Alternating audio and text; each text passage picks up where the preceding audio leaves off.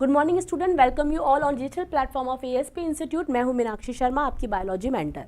हम agree bio के अंदर अभी बेसिकली क्या कर रहे थे, फर्स्ट चैप्टर करके सेकंड चैप्टर पे आए, दैट इज द बायोटेक्नोलॉजी, जिसके अंदर हमने जीव विज्ञान को या जीवों को और टेक्नोलॉजी को मिलाकर एक नई क्या बनाई है, ब्रांच बनाई है, जिसके अंदर हम बेसिकली करते क्या है, पादप या जंतुओं के डीएनए में क्या करते हैं, रूपांतरण करते हैं, अपनी ऐच्छिक जीन उनमें डालते हैं ताकि हम ऐच्छिक प्रकार के पादप या ऐच्छिक गुण रखने वाले पादप व जंतुओं को बना सकें। इसके द्वारा बेसिकली मेडिसिन यानी कि आपकी दवाइयों के क्षेत्र में भी बहुत सारे काम हुए हैं और ऐसे पादप भी बनाए गए हैं जिनकी उत्पादकता या जिनकी है ना आप कह सकते हैं रोग प्रतिरोधक क्षमता बहुत ज़्यादा है, या जो कीटनाशकियों के ऊपर निर्भर नहीं करते हैं। आगे आने वाली समय के अंदर जो विपरीत परिस्थितियां आने वाली है, जैसे कि पानी की कमी होना, टेम्परेचर को बढ़ना, इन सबको भी सहन कर पा रहे हैं।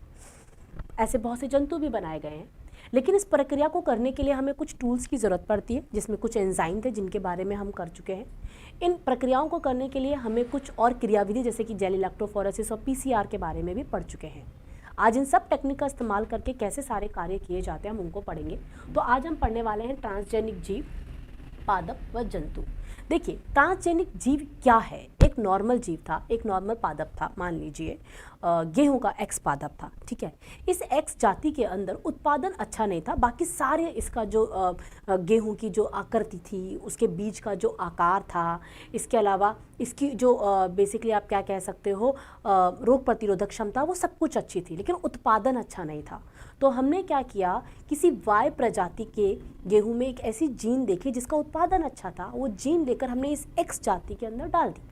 अब डालने के बाद यहाँ पर जो डीएनए नया बना, जो कि वाय प्रजाति के डीएनए को अपने अंदर समाकलित कर चुका है, ऐसे डीएनए को हम क्या कहेंगे, पुनर्योजी डीएनए कहेंगे। और इस डीएनए को रखने वाली जो नई एक्स की प्रजाति वैरायटी हमने तैयार की है, उसमें क्या करके उसकी जीन में परिवर्तन करके उस प्रजाति को हम ट्रांसजेनिक प्रजाति कहेंगे, जो कि अब उत्पादन में भी क्या हो जाएगी, अच्छी हो जाएगी। यही होता है ट्रांसजेनिक पादप और जंतु। तो देखिए, समझिए, जिन पादपों में वांछित लक्षणों के लिए हमारा यहाँ पर अभी जब हमने एक्स प्रजाति का गेहूं लिया था, उसके लिए हमारा वांछित लक्षण क्या था, या हम क्या चाहते थे कि उसका उत्पादन अच्छा हो, तो वांछित लक्षणों के लिए बाहरी डीएनए उपस्थित होता है, वह ट्रांसजेनिक पादप कहलाते हैं या ट्रांसजेनिक जंतु भी हो सकते हैं। पादपों में वांछित लक्षण उत्पन्न करने के लिए विभिन्न जीनों को निवेशित करने के पश्चात निवेशित जीन द्वारा उत्पन्न लक्षणों तथा उनकी अभिव्यक्ति का क्या करते हैं, हम अवलोकन करते हैं। सही बात है, इतना सब कुछ हमने किया है, तो रिजल्ट निकल कर आया है कि नहीं आया है तो हम देखते ही देखते हैं, ठीक है। जीन स्थानांतरण की विधियां, अब देखिए बेटा, सबसे पहले हमें जो भी अपनी वांछनीय जीन है उसे हमें किस में डालना है, जीव में डालना है। जीव में ये दो तरीके से डाल सकते हैं, या तो आप इसे क्या डालें, सीधा डालें, जिसे आप क्या कह सकते हैं, प्रत्यक्ष रूपांतरण कह सकते हैं, या अप्रत्यक्ष रूपांतरण भी कह सकते हैं। तो देखिए, फॉर एग्जाम्पल आप क्या चाहते हैं, आप अपनी ऐच्छिक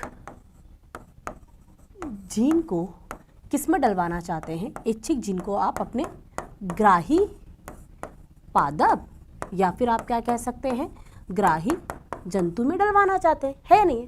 अब इसमें डलवाने के दो तरीके हैं। ये जो आपके पास में आपकी ऐच्छिक जीन है, इस जीन को या तो आप क्या करें, इस ग्राही के अंदर प्रत्यक्ष रूप से, कौन से रूप से बच्चा, प्रत्यक्ष रूप से डलवा दें, यानी कि जिसके हम बहुत सारे तरीके पढ़ेंगे, आपको किसी वाहक की आवश्यकता नहीं है, आप आराम से सीधे ही इस जीन को कहाँ डलवा रहे हैं, ग्राही जंतु के डीएनए या न्यूक्लियस के अंदर फिट करवा रहे हैं। एक आपके पास में कौन सा तरीका हो सकता है, अप्रत्यक्ष तरीका हो सकता है, जिसे आप क्या कर चुके हैं, पढ़ भी चुके हैं कहीं ना कहीं। हम अप्रत्यक्ष तरीके के बारे में क्या कर चुके हैं, बात कर चुके हैं। तो हम इसे अप्रत्यक्ष तरीके से भी क्या कर सकते हैं, ट्रांसफ़र कर सकते हैं, और उसमें आपको किसकी आवश्यकता होगी, वाहक की आवश्यकता होगी। मैंने भी कहा था आपको पिछली क्लास में भी कि अभी आपने सिर्फ प्लाज्मिड वाहक के बारे में पढ़ा है, जो कि हमें प्राकृतिक रूप से मिला जीवाणु के अंदर, लेकिन ऐसे बहुत से वाहक हैं जिन्हें हमने बनाया है, जैसे कि हमने कृत्रिम गुणसूत्र, कृत्रिम कवक, ऐसे कुछ भी हमने क्या करे हैं, वाहक बनाए हैं। क्यों ज़रूरत पड़ी हमें ये नए वाहक बनाने की जब हमारे पास प्लाज्मिड था। कभी कभी क्या होता है, जो डीएनए का खंड, जो जीन, जो आपकी ऐच्छिक जीन है, उसे जब आप ग्राही में भेजो तो हो सकता है उसका वज़न बहुत ज़्यादा हो, किलोबाइट्स में नापा जाता है इन्हें। तो उस वजनी को ले जाने के लिए, देखिए, हर एक वाहक हर एक तरह के डीएनए को नहीं ले जा सकता, तो जिस प्रकार की हमारी जीन है उस प्रकार के वाहक को ही हमें क्या करना होगा, इस्तेमाल करना होगा।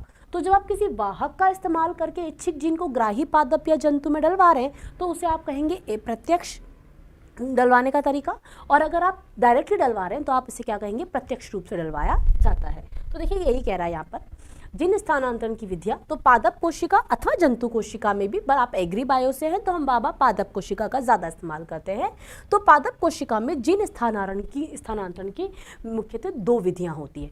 एक विधि वाहक अणुरहित, यही मैंने कहा अभी, और इसे आप क्या कहने वाले हैं, प्रत्यक्ष मेथड कहने वाले हैं, डायरेक्टली डलवाएंगे, आपको किसी वाहक की जरूरत नहीं है। So it can also known as the vectorless और डायरेक्ट ट्रांसफॉर्मेशन, मतलब चेंजेस हो जाएंगे डायरेक्टली। एक वाहक अणु मध्यस्थ, या फिर आप इसे अप्रत्यक्ष रूपांतरण विच मीन्स वेक्टर मीडिएटेड, और इन डायरेक्ट ट्रांसफॉर्मेशन भी आप इसे क्या बोल सकते हैं। चलिए अब हम आगे आते हैं, वाहक अणुरहित या प्रत्यक्ष रूपांतरण। देखिए यहाँ पर हमें किसी प्लाज्मिड, किसी आर्टिफिशियल गुणसूत्र या आर्टिफिशियल कवक यानी कि कृत्रिम कवक की जरूरत नहीं है, ये हम सीधा डलवाने वाले हैं, जिसके हम बहुत सारे तरीके अपनाएंगे और उन्हीं पर आज हम बात भी करेंगे। किसी जैविक वाहक कारक की सहायता के बिना, अब जैविक मतलब भाई आपका प्लाज्मिड क्या था, आपको जीवाणु से मिला था, जीवाणु एक जीवित कोशिका, तो प्लाज्मिड भी जीवित है, आप जो गुणसूत्र बना रहे हैं ये भी जीवित है। तो किसी जैविक वाहक या कारक की सहायता के बिना डीएनए को, कौन सा डीएनए बच्चा, यहाँ पर आप याद रखेंगे जो भी आपका ऐच्छिक डीएनए, ऐच्छिक डीएनए या डीएनए का वो खंड जो आपकी पसंद की जीन को रख रहा है, वो डीएनए या आपकी ऐच्छिक जीन जो है को पादप कोशिका में प्रवेश कराना तथा स्थायी रूप से रूपांतरण प्राप्त करना। भाई इतनी माथापच्ची कर रहे हैं तो स्थायी रूपांतरण तो मिलना ही चाहिए, जो भी हम चाहते थे डीएनए वो सेल में जाना चाहिए और जो जीव उस लक्षण को प्रदर्शित करना चाहिए, है ना। तो स्थायी रूपांतरण प्राप्त करने की क्रिया को सीधा जीन स्थानांतरण कहते हैं, जो कि निम्न विधियों के द्वारा किया जाता है। तो अगर आपसे पूछ ले तो प्रत्यक्ष रूपांतरण में क्या करते हैं, हम किसी जैविक वाहक का इस्तेमाल नहीं करते हैं। चलिए सबसे पहली विधि जो आती है हमारी इलेक्ट्रोपोरेशन विधि आती है, इसे आप पहले अच्छे से समझिए। देखिए इलेक्ट्रो का मतलब तो यहाँ पर क्या है, विभव, यानी कि यहाँ पर क्या काम लेंगे आप, विद्युत यानी कि बिजली को काम में लेंगे, विद्युत को काम में लेंगे। और बच्चा पोरेशन जो है ना, इस पोरेशन का मतलब होता है छिद्र, तो यानी कि बिजली के झटके देकर आप छिद्र करेंगे। किसमें छिद्र करेंगे, ग्राही कोशिका के अंदर। सुनिए देखिए बेटा, आपके पास में क्या होती है, जो ग्राही कोशिका होती है, हम यहाँ पर पादप की बात कर रहे हैं, तो ये कौन सी कोशिका होती है, पादप कोशिका। अभी मैं आपकी इसकी किताब के हिसाब से भी बताऊंगी आपको, टेंशन मत ले, वह थोड़ा एक्सप्लेनेशन अच्छे से होना चाहिए। इस पादप कोशिका के चारों तरफ कौन उपस्थित होती है बेटा, कोशिका झिल्ली। अब कोशिका झिल्ली डीएनए जो होता है ना, मैंने आपको पिछली क्लास में ही बताया था, ऋणावेशित होता है, और डीएनए को ही, आपकी ऐच्छिक जीन रखने वाले डीएनए के खंड को ही तो आपको डलवाना है, तो उसे कोशिका झिल्ली अपने अंदर से प्रवेश नहीं करने देगी। पर मैम ऐसे बहुत से अणु हैं जो आवेशित होते होंगे और कोशिका झिल्ली में प्रवेश करते होंगे, मृदा से आने वाले कई पोषक तत्व आवेशित होते हैं, बिल्कुल सही बात है। लेकिन डीएनए की जो आकार है वो भी क्या है, ज़्यादा, वो एक मैक्रो वृहत जैव अणु है, तो वो कोशिका झिल्ली के अंदर आराम से प्रवेश नहीं कर पाएगा। तो यहाँ पर हम क्या करते हैं, अपनी जो पादप कोशिका है इसे हम उच्च वोल्ट के या लघु वोल्ट के बिजली के झटके देते हैं, जिसकी वजह से आपकी जो ये कोशिका होती है ये अध्रुवित हो जाती है। ध्रुवित से कैसी हो जाती है, अध्रुवित, और थोड़ी ढीली पड़ जाती है। जैसे ये ढीली पड़ती है वैसे ही हम क्या करते हैं, अपने डीएनए को इसके अंदर प्रवेश करवा देते हैं। जब ये वापस से नॉर्मल होगी तब तक हमारा डीएनए कोशिका में क्या कर जाएगा, ऐच्छिक डीएनए प्रवेश कर जाएगा। तो देखिए इसे आपके यहाँ पर कैसे बताया गया है, हम इसे भी देखते हैं। यह आपकी पादप कोशिका है, कोशिका भित्ति और कोशिका झिल्ली है। सबसे पहले आपकी जो ये कोशिका भित्ति है भैया किसकी बनी हुई है, सेल्यूलोज की बनी हुई है। तो हम इसे क्या करेंगे, एक एंजाइम जिसे आप क्या कहते हैं, सेल्यूलेज एंजाइम कहते हैं, उसके द्वारा इसे हम क्या कर देंगे, विलगित कर देंगे। बोलो बात समझ में आई। अब कौन रह जाएगी, कोशिका झिल्ली या प्लाज्मा झिल्ली। अब हम क्या करना है, हमें वांछित डीएनए जोड़ना है। तो ये रही हमारी ग्राही कोशिका। ये कौन सी कोशिका है, हमारी ग्राही कोशिका। और इस ग्राही कोशिका के पास में क्या है, हमारा डीएनए जो हमें डालना है। इसे हम ऐच्छिक डीएनए भी बोल सकते हैं और इसे हम विदेशी डीएनए भी, क्योंकि ये हमारी कोशिका का नहीं है, ये हमारी ग्राही कोशिका का नहीं है, इसे हम बाहर से ला रहे हैं। तो बेटा कहीं पर ऐच्छिक जीन, ऐच्छिक डीएनए या विदेशी डीएनए शब्द आए तो ये सब सेम ही है नहीं। तो इस डीएनए को हमें यहाँ पे डालना है, तो हम इन दोनों को एक माध्यम में रखकर क्या देंगे, विद्युत के झटके देंगे, है या नहीं। अब समय के लिए उच्च वोल्ट की विद्युतीय झटके से कोशिका की झिल्ली क्या हो जाएगी, उसमें अस्थायी क्या बन जाएंगे, छिद्र बन जाएंगे। ये देखिए मैं आपको दिखा भी देती हूँ, शायद डायग्राम में आपको साफ नजर नहीं आ रहा, तो ये देखिए ऐसे अस्थायी छिद्र बन जाएंगे, जो कि पहले बिल्कुल कोशिका झिल्ली क्या थी, सीधी थी। बोलो बात समझ में आई। अब विदेशी डीएनए का कोशिका झिल्ली में अस्थायी छिद्रों के माध्यम से क्या हो जाएगा, प्रवेश हो जाएगा। तो ये जो आपका डीएनए था ये क्या कर रहा है, ये इस विदेशी कोशिका के अंदर प्रवेश कर जाएगा, है या नहीं है। कोशिका में विदेशी डीएनए के अस्थायी छिद्र बंद हो जाते हैं, वह डीएनए केंद्रक में क्या कर जाता है, स्वतः ही प्रवेश कर जाता है। तो ये आपके पास में क्या है, ये आपके पास में केंद्रक है। एक बार कोशिका में आपको प्रवेश करवाना है, फिर डीएनए अपने आप ही कहाँ चल जाएगा, केंद्रक में। क्यों मैम, केंद्रक झिल्ली नहीं रोकेगी क्या? अरे बेटा याद करो, केंद्रक झिल्ली जो होती थी उसके अंदर तो क्या होते थे, बड़े बड़े ऑलरेडी केंद्रक छिद्र होते हैं ना, जिसके द्वारा डीएनए आरएनए को बाहर भेजता है प्रोटीन बनाने के लिए। तो आरएनए भी तो एक वृहत अणु है, तो जब वो बाहर आ सकता है इतना बड़ा अणु, जैव अणु, तो डीएनए भी अंदर जा सकता है, तो अपने आप ही केंद्रक में प्रवेश कर जाएगा और आपकी जो पादप कोशिका है अब इसे क्या कर लेगी, अपने अंदर अपना लेगी। और ये डीएनए जो आपने ऐच्छिक जीन वाला भेजा है, आपका पादप उन लक्षणों को भी क्या करने लग जाएगा, आपके सामने दिखाने लग जाएगा। तो ये है इलेक्ट्रोपोरेशन, बिजली के विद्युत के झटके देकर कोशिका झिल्ली में छिद्र करना, ताकि वो इस डीएनए रूपी आवेशित वृहत अणु को अपने अंदर क्या कर सके, ग्रहण कर सके। सबसे पहले कोशिका भित्ति को सेलुलेज के एंजाइम की सहायता से विलगित करना है और हटा देना है। फिर पादप कोशिका की कोशिका झिल्ली के पास में आना है। अब इस पादप कोशिका को, जो कि झिल्ली युक्त है लेकिन भित्ति रहित है, इसे आपके विदेशी डीएनए के साथ में एक माध्यम में रखकर विद्युत के झटके देने हैं। विद्युत के झटके के द्वारा आपकी जो कोशिका झिल्ली होगी, इसमें छोटे छोटे छिद्र बन जाएंगे। इन छिद्रों के माध्यम से आपका विदेशी डीएनए कोशिका में प्रवेश कर जाएगा। अब कोशिका का केंद्र इसे अपने आप अपना लेगा और अब आपके पास में ये कौन सी कोशिका तैयार हो जाएगी, ट्रांसजेनिक। और ट्रांसजेनिक कोशिका रखने वाले पादप को आप कौन सा पादप कह देंगे, ट्रांसजेनिक पादप बोल देंगे। बस इतना सही है। चलिए अब इसकी थ्योरी को आपकी किताब के हिसाब से देख लेते हैं। इस विधि में पादप कोशिका निलंबन को, यानी पादप कोशिका निलंबन, जो भी आपने सेल्स का जो आपने लिया है, मीडियम जो लिया है जिसमें सेल्स है, को विद्युत क्षेत्र में रखा जाता है, जिसके परिणाम स्वरूप धनायन कैथोड की ओर व ऋणायन एनोड की ओर। भाई आपकी कोशिका भित्ति के अंदर भी फास्फेट समूह, लिपिड, प्रोटीन सब थे, तो इनमें जो धनायन ऋणायन होंगे वो एक दूसरे से अपोजिट डायरेक्शन में, पॉजिटिव आयंस नेगेटिव की ओर, नेगेटिव आयन पॉजिटिव की ओर क्या करेंगे, गति करेंगे, जिससे आपकी कोशिका ध्रुवित हो जाएगी, क्योंकि पॉजिटिव सारे एक तरफ चले जाएंगे, है ना, नेगेटिव एक सारे एक तरफ चले जाएंगे, और इसकी वजह से आपकी सेल पोलराइज्ड हो जाएगी। ठीक है, तो देखिए ध्रुवित होने को तो आप कहते हैं पोलराइज्ड और अध्रुवित होने को आप डिपोलराइज्ड कहते हैं। ठीक है, अब अध्रुवित कोशिका भित्ति पुनर्योजन डीएनए के लिए अध्रुवित हो जाएगी, तो आपकी जो ध्रुवित कोशिका भित्ति थी, वो जिसमें पहले आप अच्छे से पॉजिटिव नेगेटिव देख पाते थे, वो सब खत्म हो गया वहाँ से वो रिलेशनशिप। अब आपके यहाँ पर क्या बन जाएंगे, बड़े बड़े छिद्र बन जाएंगे, और उसके द्वारा आपका पूरा जो विदेशी डीएनए है वो आपकी पादप कोशिका में या ग्राही कोशिका में प्रवेश करके पुनर्योजी डीएनए का क्या कर देगा, निर्माण। पुनर्योजिक डीएनए, दो अलग अलग डीएनए मिले हैं यहाँ पे। भाई अगर आप अभी भी इमेजिन कर रहे हैं और क्लास को शुरू से सुना है, तो हमने एक्स प्रजाति का गेहूं का पादप लिया था, लेकिन उसका उत्पादन कम था, तो उसमें अधिक उत्पादन वाला जीन रखने वाला विदेशी डीएनए हमने डलवाया है।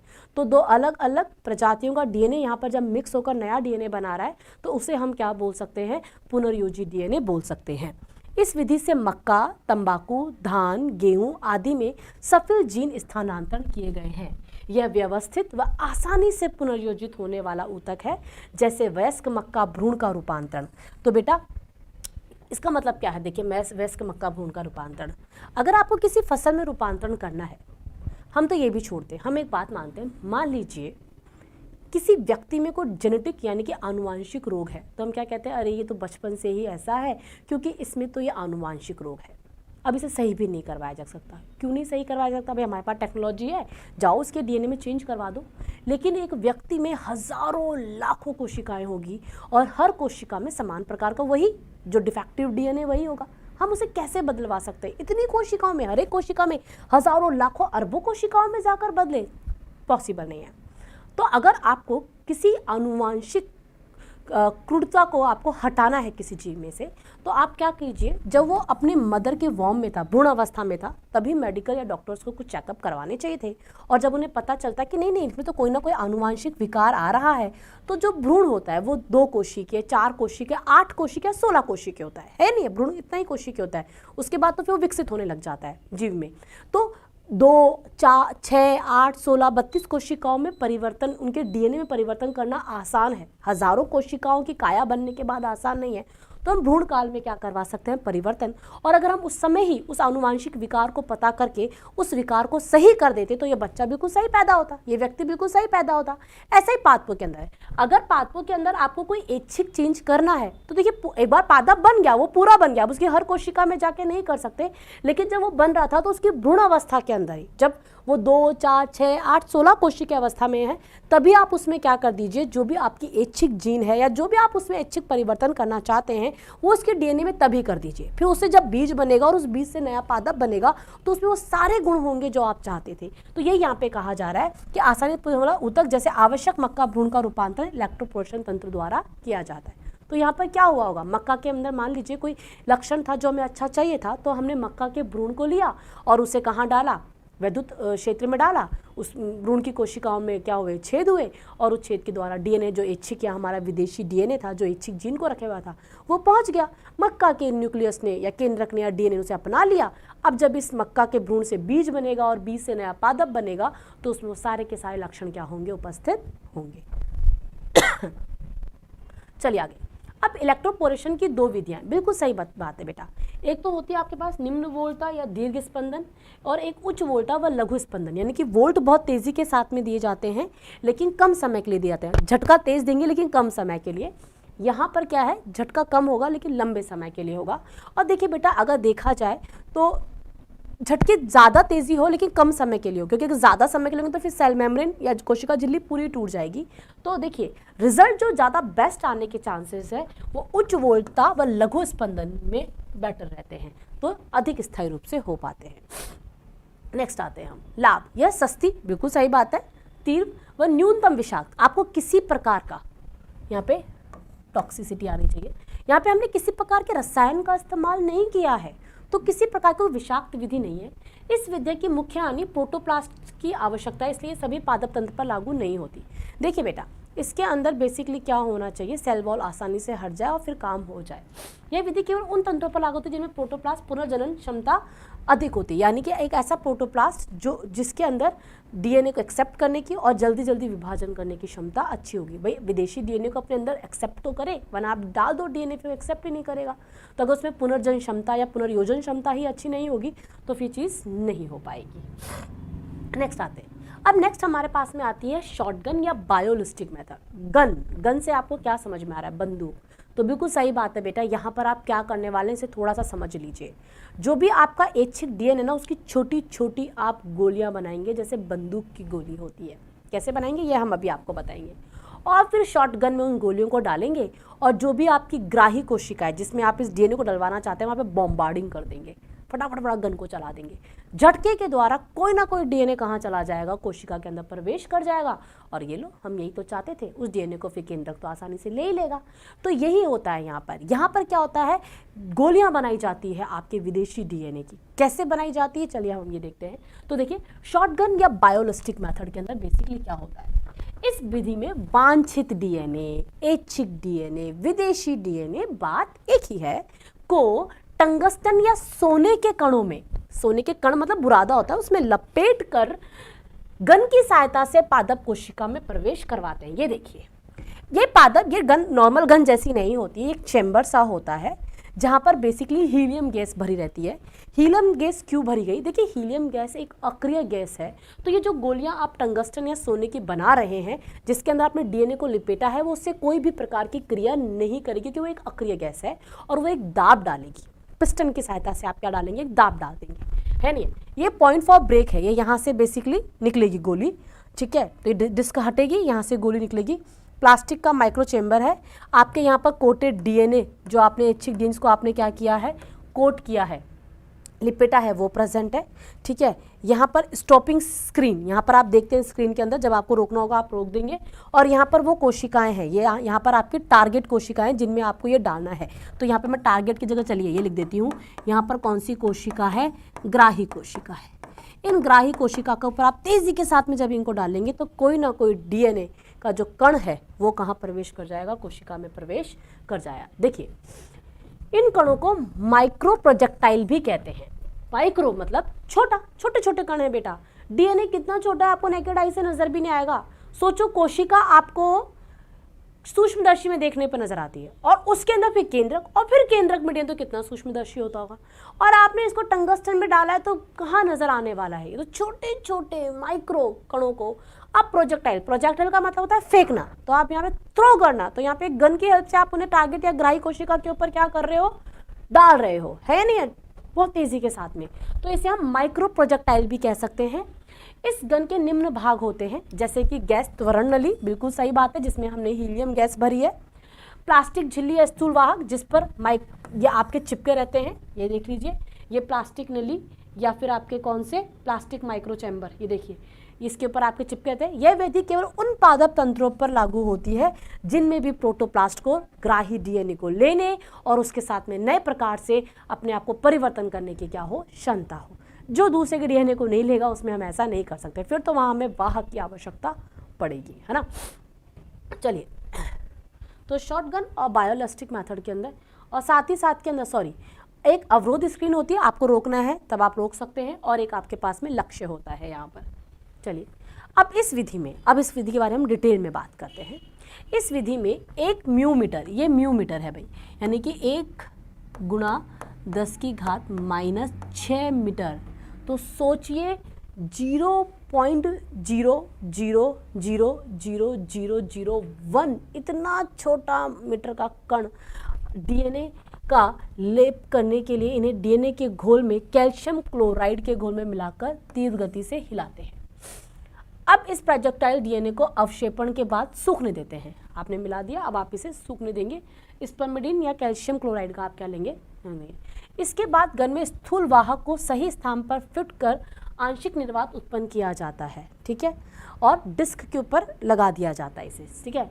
संविदारण डिस्क फटने से प्रघाती तरंग, देखिए ये आपकी संविदारण डिस्क थी, ये जो डिस्क है, ठीक है, ये रप्चर डिस्क। तो जब आप इसके ऊपर इन कणों को डालेंगे तो ये फटेगी, और यहाँ पर आपके रखे हुए हैं आपने प्लास्टिक माइक्रो पे, है ना।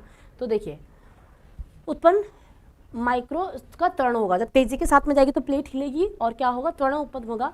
जब स्थूल वाहक अवरोध स्क्रीन को टकराता है तो इसे चिपके सूक्ष्म कण स्क्रीन में से गुजर कर, ये देखिए यहाँ पर आपकी रप्चर डिस्क है, जब आप हीलियम गैस के झटके देंगे तो ये हिलेगी। जब ये तेजी के साथ में यहाँ पर हिलेगी तो ये इस प्लास्टिक माइक्रो जो आपकी लेयर थी जिसके ऊपर आपके कण थे वो भी यहाँ पर तेजी के साथ में हिलेंगे। इस स्क्रीन से होते हुए वो कहाँ पर जाएंगे, टारगेट कोशिका के ऊपर जाएंगे। तो जब स्थूल वाहक अवरोध से टकराता है तो इसे चिपके सूक्ष्मकण स्क्रीन में से गुजरकर नीचे रखी कोशिकाओं व उनके केंद्रक में प्रवेश कर जाते हैं।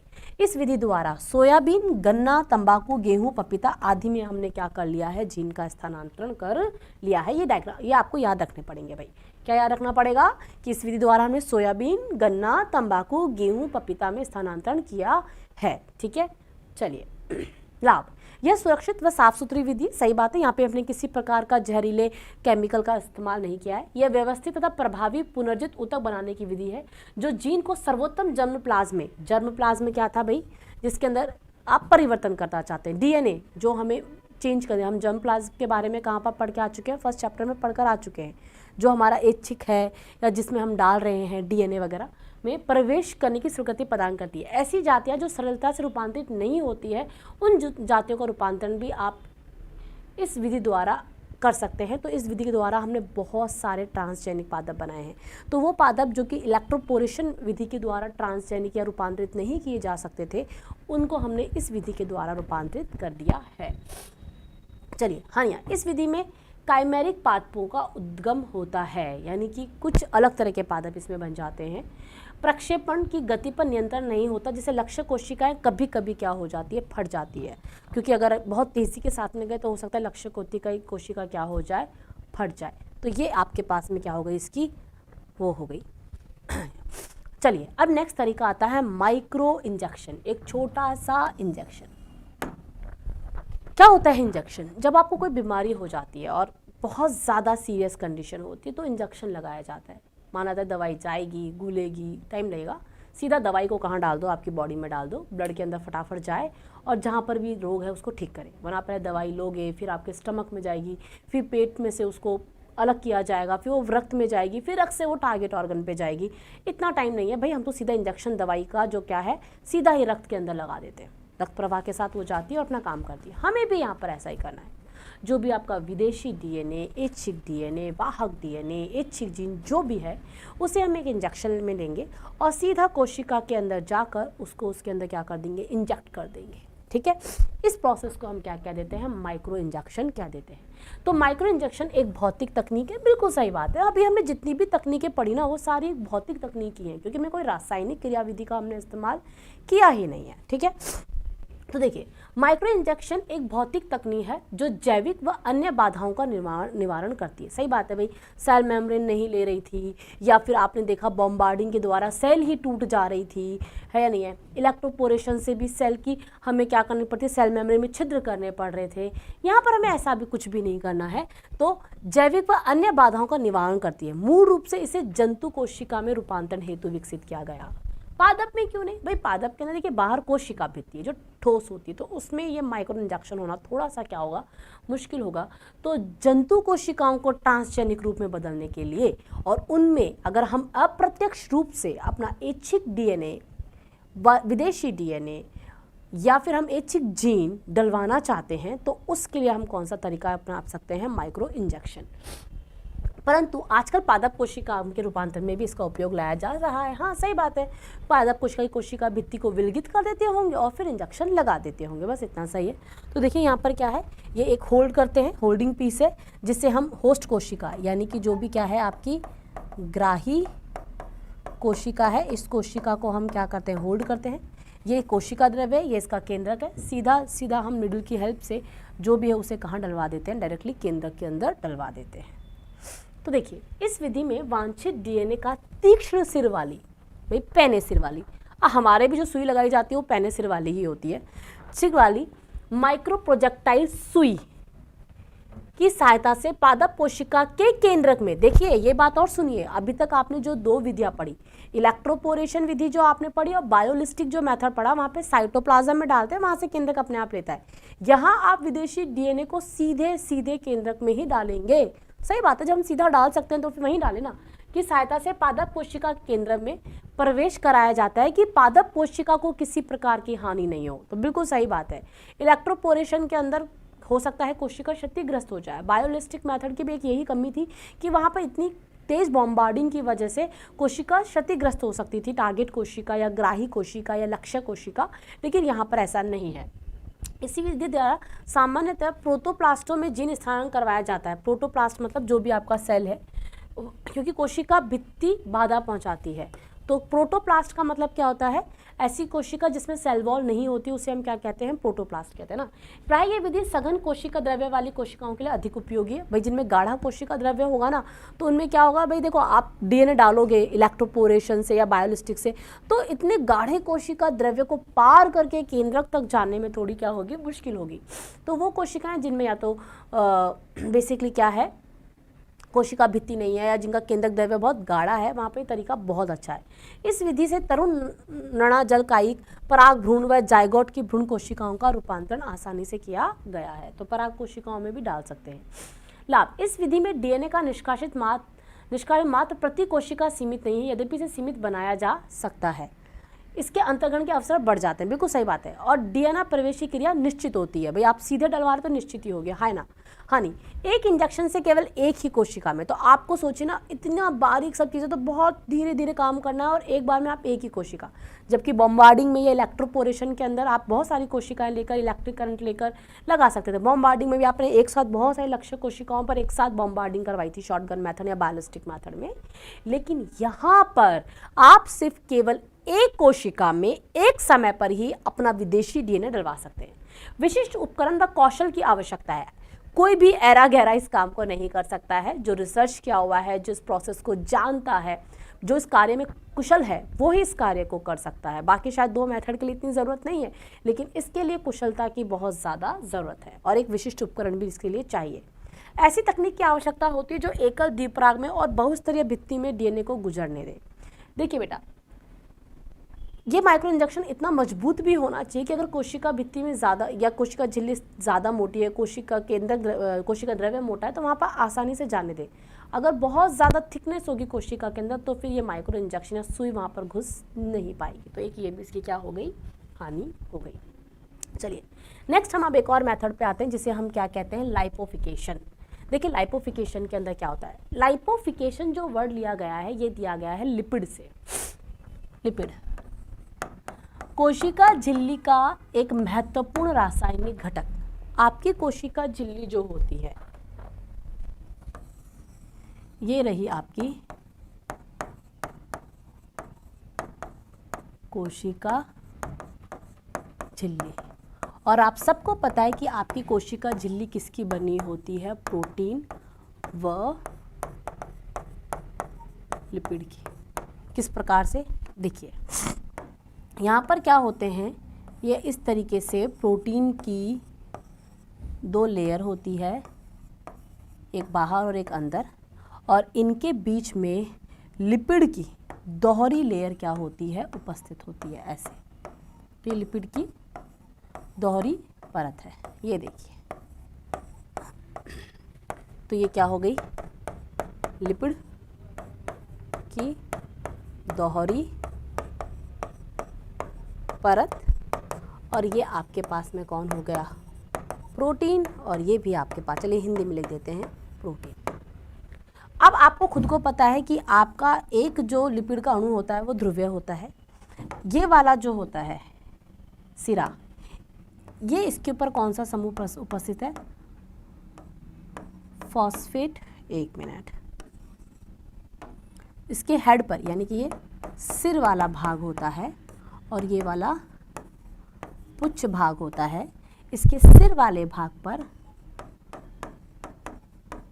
फास्फेट अणु पाया जाता है, और ये वाला जो सिरा होता है, सिर वाला जो सिरा होता है, ये तो कैसा होता है, जल स्नेही।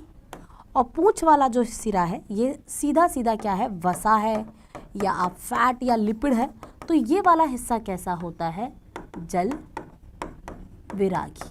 देखिए फिर से समझिए, आपकी कोशिका झिल्ली लिपिड और प्रोटीन की बनी है, जिसमें लिपिड की बाहरी व आंतरिक परत के बीच में प्रोटीन की बाहरी व आंतरिक परत के बीच में लिपिड की दोहरी परत उपस्थित होती है। हमने लिपिड को एक अणु को निकाला तो लिपिड का एक अणु ध्रुवता शो करता है। इसका सिर वाला हिस्सा व पुच्छ वाले हिस्से में आप विभेदन कर सकते हैं।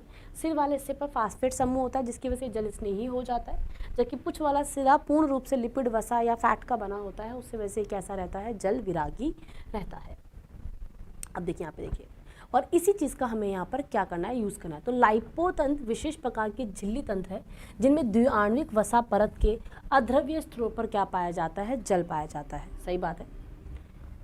अब यह न्यूक्लियस की क्रियाओं से डीएनए को बचाता है, यानी कि डीएनए को टूटने नहीं देता, माना एंजाइम डीएनए को तोड़ दे। न्यूक्लियस की प्रक्रिया डीएनए को तोड़ने की प्रक्रिया है। लाइपोफिकेशन विधि का विश्लेषण बोहेगम ने 1965 में किया। डीएनए या आरएनए युक्त लाइपोसोम्स को प्रत्यक्ष संयोजन या एंडोसाइटोसिस द्वारा पादप कोशिका में प्रवेश करवाया गया। लाइपोसोम्स मतलब लिपिड जो होता है, देखिए वो जल में नहीं घुलेगा, तो डीएनए आरएनए को लिपिड के अंदर मिलाकर आराम से कहाँ भेजा, अंदर। या फिर कोशिका एंडोसाइटोसिस क्या है, देखिए कोशिका जब किसी चीज़ को ग्रहण करती है तो उसे हम अंतःग्रहण या एंडोसाइटोसिस बोलते हैं, और जब कोशिका से किसी चीज़ को अपने अंदर से बाहर निकालती है तो उसे आप एक्सोसाइटोसिस या बाह्य गमन बोलते हैं। तो इसका यहाँ पर कोशिका क्या कर लेती है, अंतःग्रहण कर लेती है। पादप रूपांतरण में इस विधि का अधिक उपयोग नहीं किया जाता, किंतु जंतु कोशिका एवं अंडकों के रूपांतरण में ये बहुत सफल विधि है, क्योंकि वहाँ पर कोशिका भित्ति होती है ना, इस तेज का वहाँ पर अच्छा आसानी से उपयोग नहीं हो सकता है। तो देखिए यहाँ पर क्या है, ये डीएनए है, इसकी चारों तरफ क्या लगा दी आपने, लिपिड लगा दी। अब लिपिड को तो जाने देगा आराम से, वो तो जल के अणुओं को नहीं जाने देता, तो लिपिड क्या होगा, आसानी से इसे अंदर जाने देगा। ये अंदर आ गया। अंदर आने की प्रोसेस को आपने क्या बोला, एंडोसाइटोसिस बोला है, या फिर आपने क्या बोला है, अंतःग्रहण बोला है। अब ये अंदर आ चुका है। अब लिपिड के मिश्रण के साथ एंडोसोम जो होगा वो क्या हो जाएगा, अलग हो जाएगा एंडोसोम। अब देखिए हुआ क्या है, जब ये डीएनए अंदर आया है, क्या निकल के आया, ये डीएनए है ना, और ये लिपिड की लेयर है, ये लिपिड का आपने बनाया था और ये डीएनए है। हमने क्या कहा कि ये विधि क्या करती है, न्यूक्लियस की क्रियाओं से डीएनए को बचाती है। सही बात है बेटा। देखो होता क्या है, बाकी सब मेथड्स में एक कमी और थी जो वहाँ पे नहीं बताई गई, ये कि जब डीएनए अंदर कोशिका द्रव्य में प्रवेश करता है तो केंद्रक तक जाने के बीच में कोशिका द्रव्य में बहुत सारे एंजाइम होते हैं, न्यूक्लियेज एंजाइम, जो कि उस डीएनए को खा सकते हैं या पचा सकते हैं। यहाँ पर क्या किया जाता है, हमने लिपिड के अंदर डालकर भेजा। अब उसकी वजह से क्या हो जाएगा, जो न्यूक्लियेज एंजाइम है जो कि ऑलरेडी कहाँ पर उपस्थित है, कोशिका द्रव्य में उपस्थित है, वो इस डीएनए को हानि नहीं पहुंचा पाएंगे। ये न्यूक्लियस एंजाइम जब तक इस लिपिड के साथ में कुछ करेंगे तब तक ये डीएनए फ्री हो जाएगा और हमारे नए डीएनए के साथ में जाकर क्या हो जाएगा, अटैच हो जाएगा, हमारे जो ग्राही डीएनए उसके साथ में जाकर क्या हो जाएगा, अटैच हो जाएगा। तो लाइपोफिकेशन एक वो मेथड है जिसमें आप बेसिकली क्या कर रहे हो, जो आपका विदेशी डीएनए है उसे क्या कर रहे हो, न्यूक्लियस एंजाइम द्वारा विलगित होने से बचा रहे हो।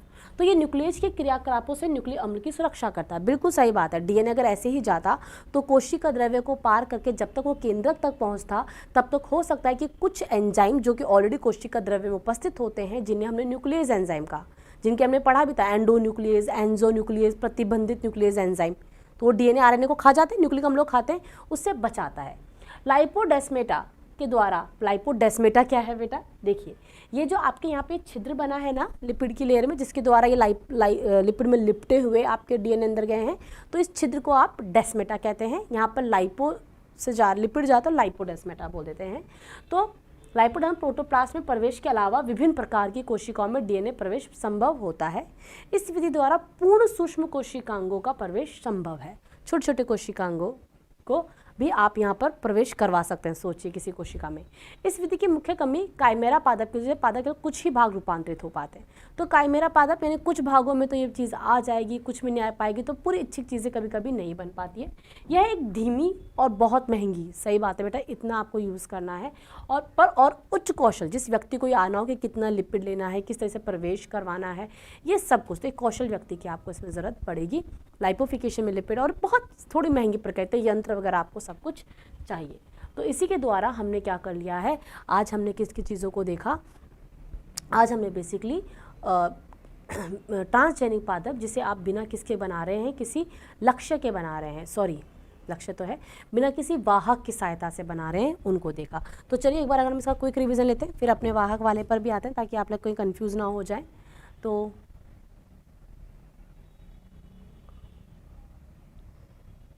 आज आपने ट्रांसजेनिक पादप पढ़ा, जिसके अंदर बेसिकली क्या करते हैं, आप पादप या जंतुओं के जीन में, डीएनए में क्या करते हैं, रूपांतरण करते हैं और अपनी इच्छा के अनुरूप क्या बनाते हैं, नया डीएनए बनाते हैं। तो ऐसे पादपों को जो कि रूपांतरित डीएनए रख रहे हैं, या ऐसे पादप या जंतुओं को हम ट्रांसजेनिक पादप या जंतु कहते हैं। ट्रांसजीन कब होंगे, कोई चीज़ कब परिवर्तित होगी, जब उसके डीएनए के अंदर कोई नया डीएनए या नई जीन डाल दी जाए। और ये डालने की जो प्रक्रिया है, जिसके द्वारा आप रूपांतरण करने वाले हैं, ठीक है, ग्राही कोशिका के अंदर या ग्राही जीव के अंदर, वो दो तरीके से हो सकता है। तो वाहक डीएनए, सॉरी विदेशी डीएनए, ऐच्छिक जीन, ऐच्छिक डीएनए को आपको ग्राही कोशिका में डलवाने के लिए दो विधियों का यूज करना पड़ता है। एक तो प्रत्यक्ष रूपांतरण, जिसमें आप किसी वाहक का, प्लाज्मिड, गुणसूत्र, किसी का इस्तेमाल नहीं करेंगे, सीधा डलवाएंगे। और एक हो गया आपका वाहक अणु के माध्यम से जब आप क्या करवाएंगे, डलवाएंगे। तो यहाँ प्रत्यक्ष रूप से नहीं जाएगा, बीच में बहुत सारी प्रोसेस है, जिसमें हमने कुछ चरण भी पढ़े हैं लास्ट क्लास में। प्रथम चरण जिसमें हम कोशिका को तोड़ेंगे, फिर उसके डीएनए को न्यूक्लियस, प्रतिबंधित न्यूक्लियस एंजाइम से तोड़ेंगे, फिर उस डीएनए को हम वाहक डीएनए के साथ में अटैच करवाएंगे, फिर वापस उसे हम ग्राही कोशिका के अंदर डालेंगे। तो ये सारे मेथड है, तो वहाँ पे हमें वाहक अणु की ज़रूरत पड़ती है। हमने वाहक अणु रहित में आज हमने क्या क्या देखा, सबसे पहले हमने जेल इलेक्ट्रोपोरेशन की विधि देखी, बहुत अच्छी विधि थी। हमने बायोलिस्टिक मेथड देखा, सस्ती विधियाँ थी ये दोनों ही। माइक्रो इंजेक्शन थोड़ी सी महंगी विधि और कुशल व्यक्ति चाहिए इसके लिए भी हमें। और एक हमने लाइपोफिकेशन विधि देखी। तो वाहक रहित, ठीक है, आपके पास में या प्रत्यक्ष रूपांतरण करवाने की आपके पास 4 विधियां हैं। अब हम आते हैं किसके ऊपर, वाहक अणु मध्यस्थ, या फिर हम आते हैं किसके ऊपर, अप्रत्यक्ष रूपांतरण के ऊपर। देखिए क्या है अप्रत्यक्ष रूपांतरण।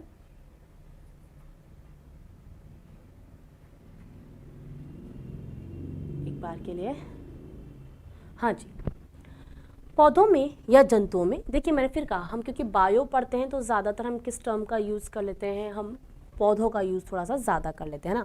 तो देखिए पौधों में जीन स्थानांतरण के लिए 2 वाहकों का प्रयोग किया जाता है।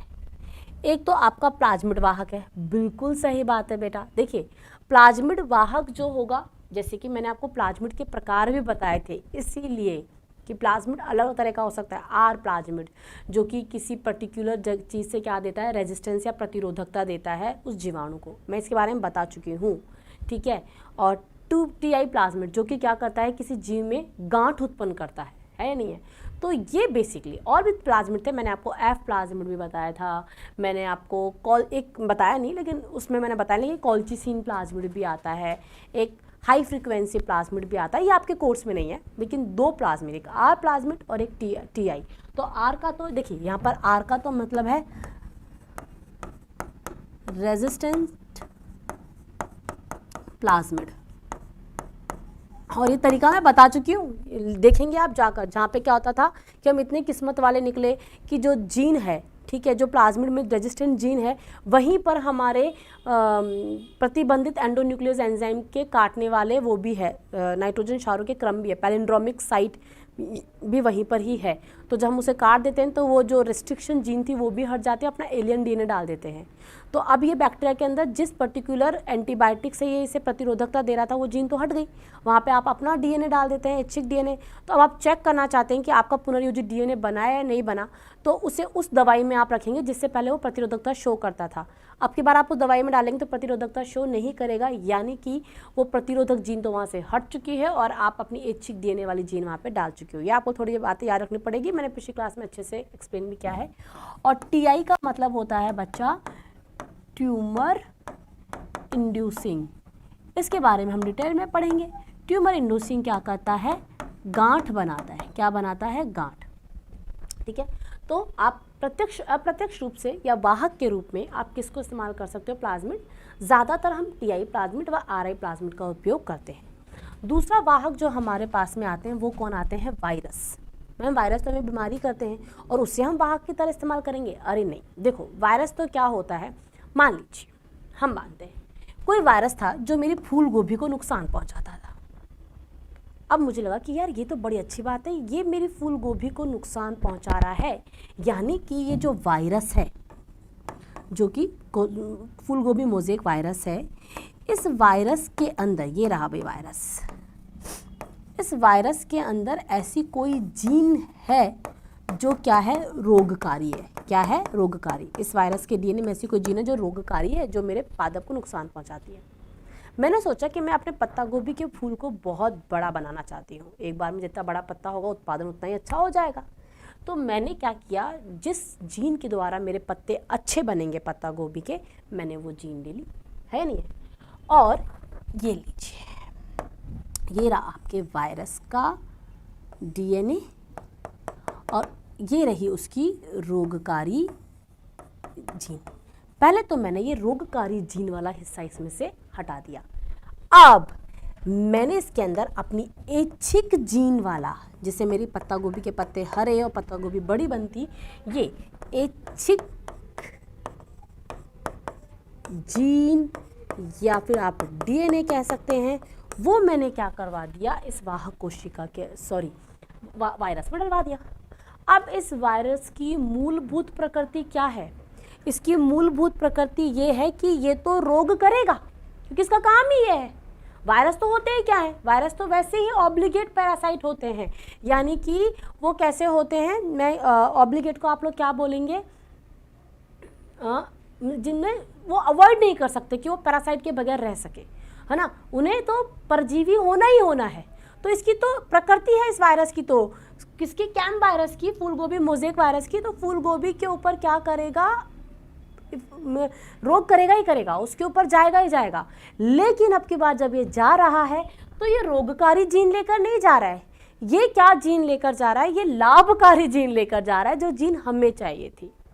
और अब इस जीन को ये जब उस वाहक कोशिका के अंदर या ग्राही कोशिका ग्राही पादप में ले जाएगा तो हमारी ऐच्छिक जीन वहाँ पर पहुँच जाएगी और आसानी से काम हो जाएगा। लेकिन देखिए अप्रत्यक्ष मेथड थोड़े से टेढ़े मेथड है, वो प्रत्यक्ष विधियों जैसे नहीं है। तो कुशल लोगों की इसमें आवश्यकता है, सब कुछ आपको डिटेल में पता होना चाहिए। इसीलिए जब मैं भी इस चैप्टर में आपको बताऊंगी ना, तो प्लाज्मिड को जैसे हमने पूरा पढ़ा है ना, वैसे सबसे पहले हम वायरस की पूरी डिटेल को जानेंगे कि वायरस क्या है, वो ऐसा क्यों कर पा रहा है, क्या फ़ायदा हुआ हमें वायरस से। सोचिए अभी तक तो हमें कोविड ने परेशान किया हुआ था, वायरस से हम डरते हैं, लेकिन यहाँ पर वायरस हमारे दोस्त की तरह काम करेगा। इसके ऐसी स्ट्रक्चर होना, इसका परजीवी होना हमें कितना लाभ देने वाला है, ये भी क्या होगा आपको इस चैप्टर के अंदर समझ में आएगा। तो यहाँ तक के लिए आज हम ख़त्म करते हैं और नेक्स्ट क्लास के अंदर हम किसको शुरू कर देंगे। नेक्स्ट क्लास के अंदर हम पढ़ेंगे कि किस प्रकार से आप प्लाज्मिड के द्वारा और वायरस के द्वारा नए क्या बनाएंगे, पादप बनाते हैं, या ट्रांसजेनिक पादप या ट्रांसजेनिक जंतु बनाते हैं। ठीक है, तब तक के लिए हमारे साथ में जुड़े रहिए। Thank you so much.